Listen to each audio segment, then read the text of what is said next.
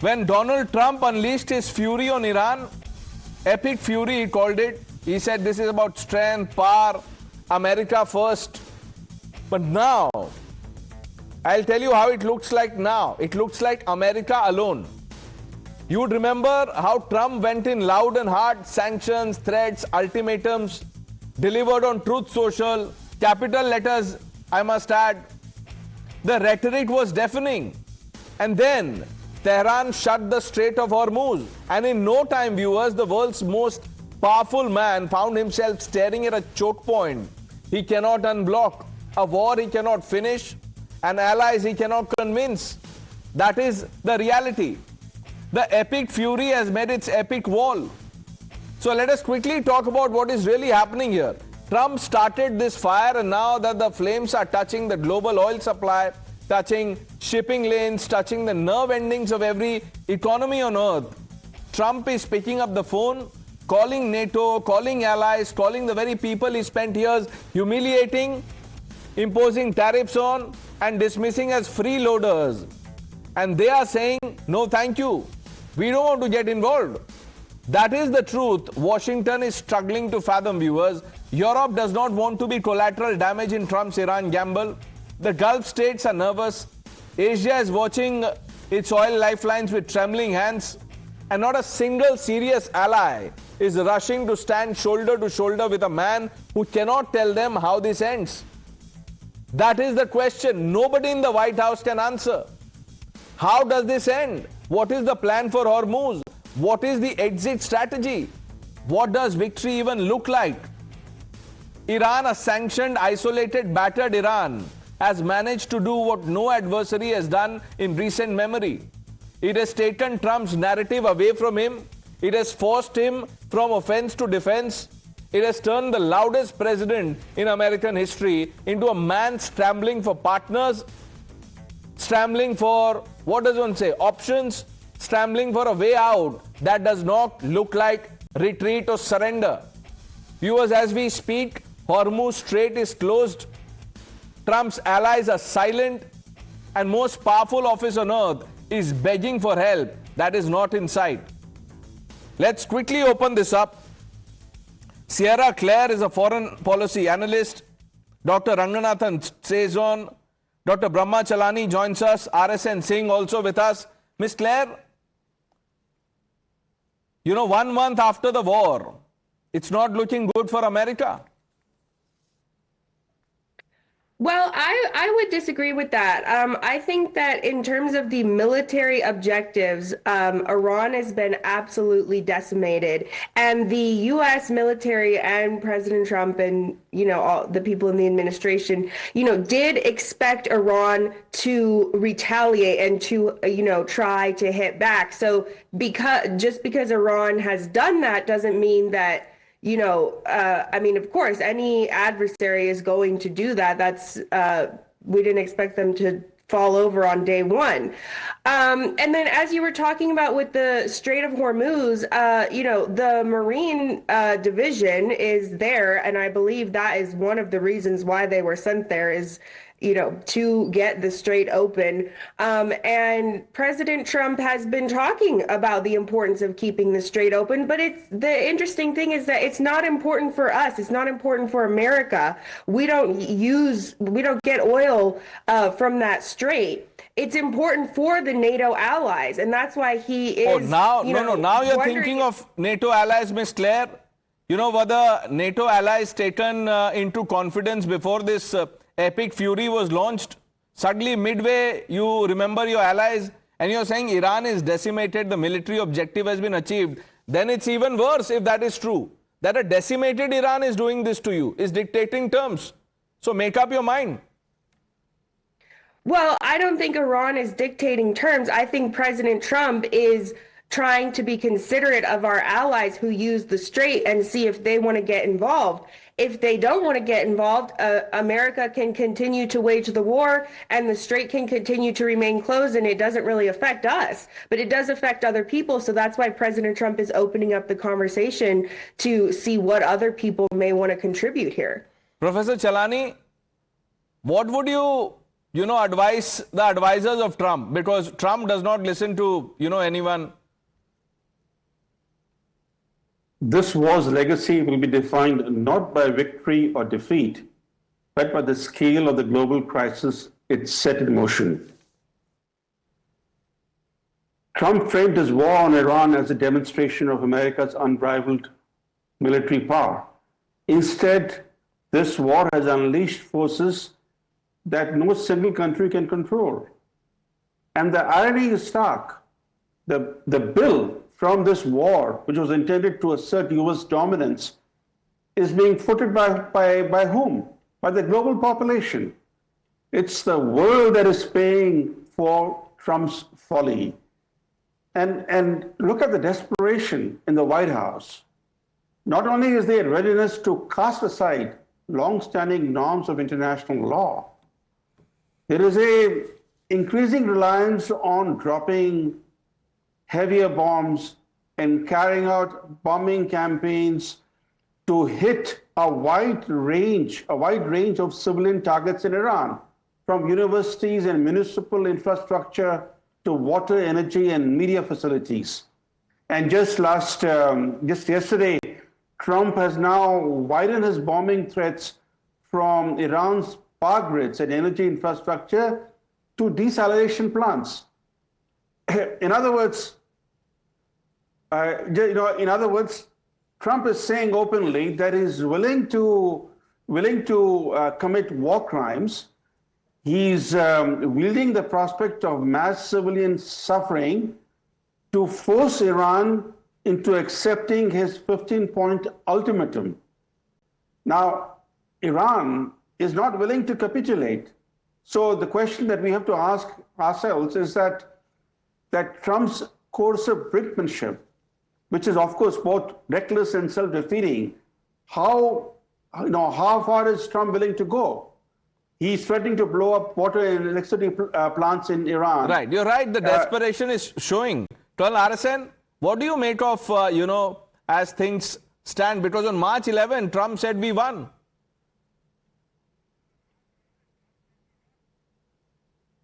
No, but those who are advocating that Iranians are, on the verge of victory or they have already won. Now, do you have anybody inside Iran? Any information? Let me know.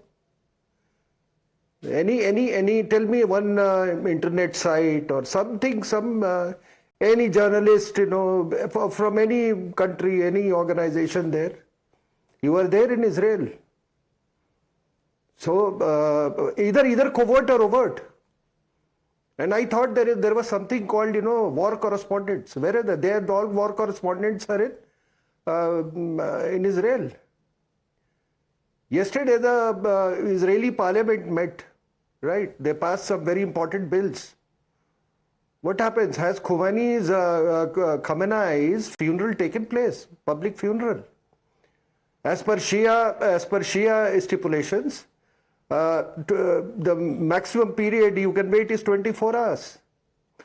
Right? The other fellow was, what was his name? Just forgetting his name. His funeral has taken place. तो एक तरफ parliament हो रहा है, वहां एक तरफ आप फ्यूनरल भी नहीं कर पा रहे हुए. देखिए ये what is the objective of this? What is the Israeli objective? Objective is to defeat this, to remove this regime which calls for death of Israel every morning. That is embedded in the ideology of Iran. So how do you defeat it? Proxies. Haven't the proxies been decimated? Say 78%, 80% you will agree. Then the nuclear capability, do you think it has been degraded or destroyed? Do you think that their missile and drone capability, it has been degraded? Do you think that its air force has been destroyed? Do you think that its navy has been destroyed? Hormuz, boots on ground. At least when you use this terminology, is be original. There is a vast difference between ground action and troops on ground. And how do you know what is going to happen tomorrow morning? You mean to say that this 82 airborne division has moved without any purpose? It is President Trump alone deciding everything. No, then who is... Do you know that all... Colonel Harrison, now 1 minute. Hold on, sir, hold on. Who do you think is deciding for Trump or with Trump? No, there is a whole process, there is a whole structure. And you think you would have us believe that the president follows the process? I think you've read everything, seen everything, but what Trump has been saying on Truth Social. If you just go through what he's been saying, you would not be saying what you are saying. Dr. Ranganathan? Pranesh, I must confess that I'm a layman out here amongst the exalted panelists of experts. So please... that is no excuse, Dr. Ranganathan. This disclaimer is not working. No, but with due respect to Colonel Singh, whom I respect enormously, and he's right when he says, how do you know what's happening in Iran? Is there a reporter there? Well, sir, we know what is happening in Iran through what is happening around Iran. If Iran was obliterated by the allied forces of Israel and America, then would we be having a missile bombardment in the most protected of towns of Israel, where the nuclear establishment is there? Would 1 month down the line, 95% of shipping still be blocked from the Straits of Hormuz? So the fact is, Iran has not lost this war. It is far from losing this war, because the proof of the pudding is in the eating and what Iran is doing outside of Iran. Now, when President Trump says that we have obliterated Iran's ability to, launch missiles, well, the fact of the matter is, it is American media that is authoritatively saying that all 13 American bases are quote-unquote uninhabitable. Were those American missiles that struck them? Are those American and Israeli missiles that are striking with impunity Israeli towns? Look, I supported this war on a moral and ethical ground because Israel has a right to defend. And of course, defend against an enemy country that wants it wiped off the map, so of course. But they have gone about it in a terrible way without taking the world along with them. They have, put the world in peril economically. Who is to pay for all that damage that is happening right now, especially as far as India is concerned? We have 10 million diaspora in the Middle East. We have billions coming in as remittances. We have billions in exports. We have 60% of our LPG coming through the Hormuz. We have 50% of oil coming through. All that is jeopardized. For what?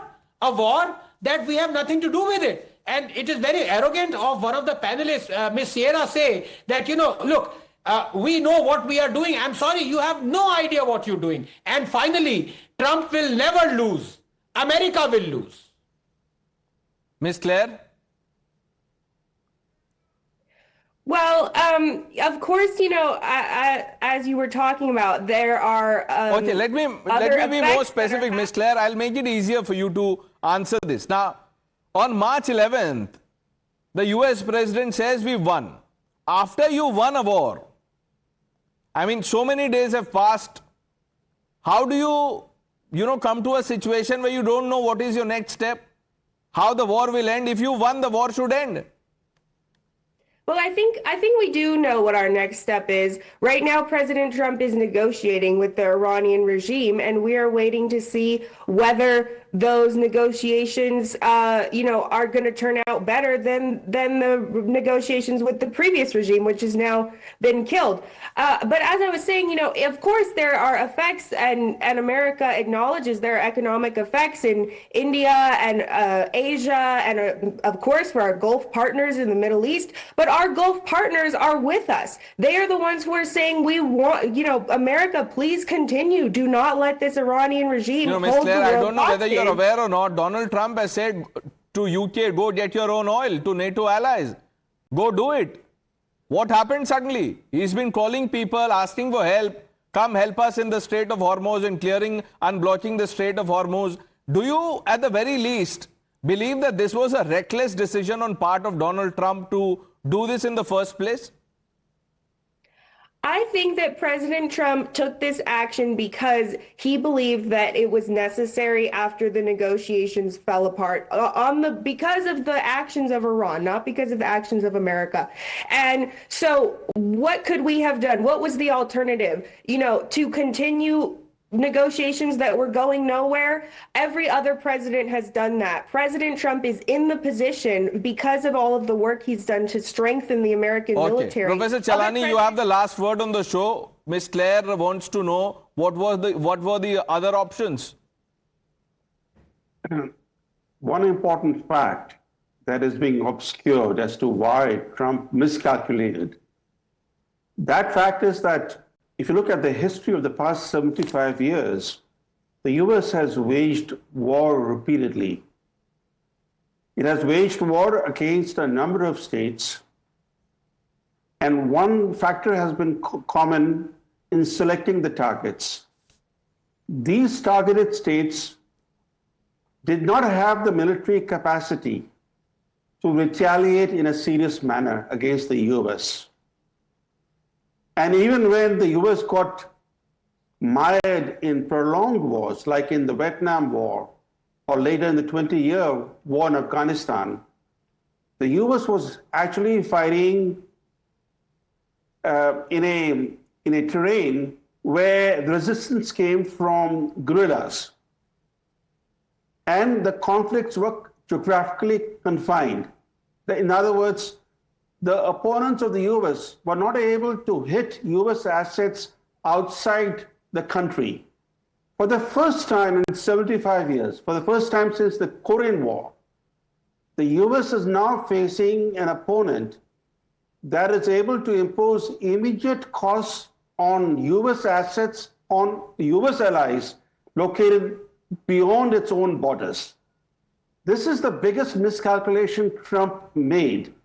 He assumed Iran would behave like past adversaries of America, that Iran will absorb punishment, but ultimately buckle under sustained military and economic coercion.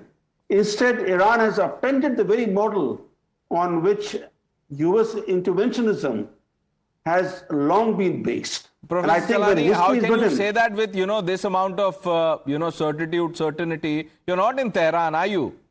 The next question will be that from Colonel RSN. We've run out of time. Maybe we'll leave this for some other day.